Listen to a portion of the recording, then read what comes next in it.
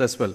So the need for all the three players to come together, which I meant the larger civil society, including organizations like mine maybe, but the state and the large private sector, and I don't know media whether it's in the private sector or in the civil society, maybe both, together need to look at improving the way we can do it. I mean, classic examples like once you have tagged and you know which are the what is called as the SAM kids, severely and acutely malnourished kids, can we just see whether they're getting the targeted benefits?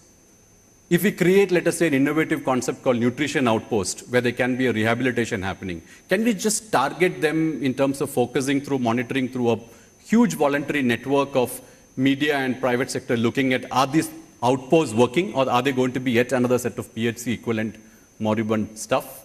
So the need to create some kind of, what I call as, I call it Pulse N, because it's more like the Pulse Polio campaign equivalent. The whole nation knew about it. Everybody was involved. Every celebrity you could think of gave Pulse Polio at one time. I agree that it's not so easy like Pulse Polio to go and give a drop, a magic drop, and somebody becomes nourished overnight. But then the involvement, the messaging, checking in an Anganwadi, if that can be made fashionable, I think we probably will have a solution. I'll come on this briefly 2 minutes later. The other, more from a solution point, is to genuinely worry about the health and status and living condition of pregnant mothers, lactating mothers, and women in the reproductive age group who are actually going to give birth to malnourished children, who are nourishing malnourished children, who are seeing malnourished children die their own. You get maternity leave equivalent. I mean, you're giving NREGA wages for, uninterrupted. This is at least 2 times in their lifetime when they produce a child and bring him or her from not being a malnourished child. Why can't we rally and advocate, all of us put together, to ensure that there is a guaranteed 6-month maternity benefit, paid leave, which goes straight into her account, straight through a post office, so that she gets at least 6 months each rest. I think we need something which is the equivalent of what I would call as a right to safe motherhood, which is not there in this country. And unless we do that, and unless we rally for it, because unfortunately they're not even in the fringes to rally for it, we're not going to get there.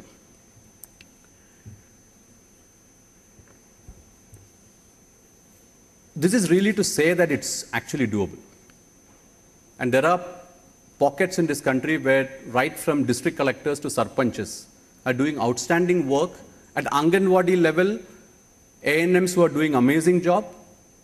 All of them need to come back into the realm of recognition. We need to have a mechanism by which, I don't know whether to call it a nutrition award, I don't know whether to call it recognizing the district, I don't know whether planning commission to look at allocation of funds based on a biased weightage for improvement because they got higher indices of nutrition brought about in a fixed period of time.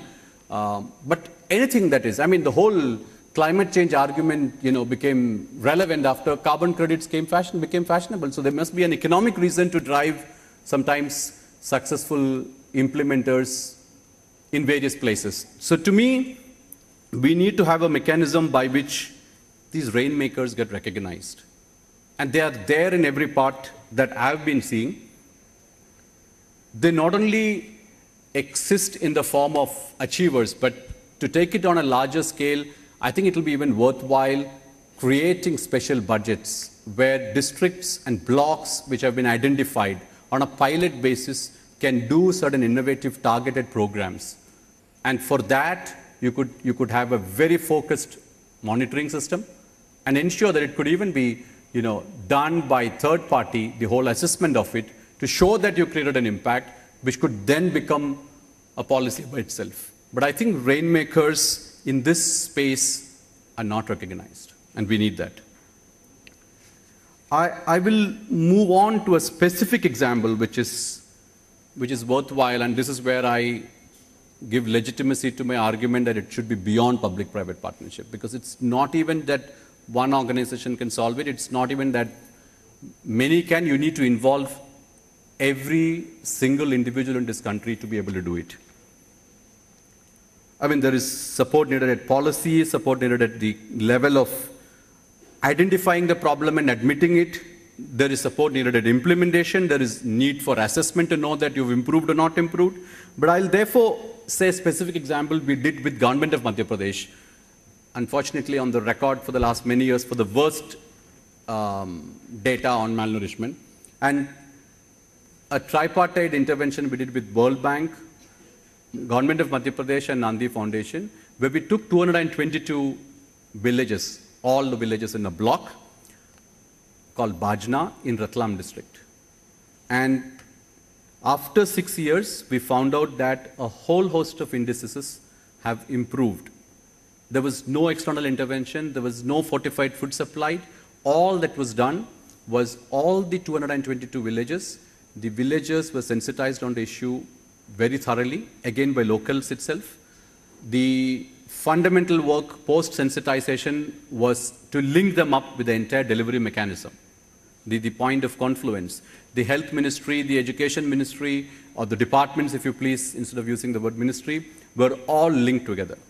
Right from A&M to the state level secretary were linked through this program as a pilot to show that if the relevant players are interlinked, if their services are brought to the same place, the community goes beyond an Anganwadi. In fact, each village now has a village Ekta Samiti.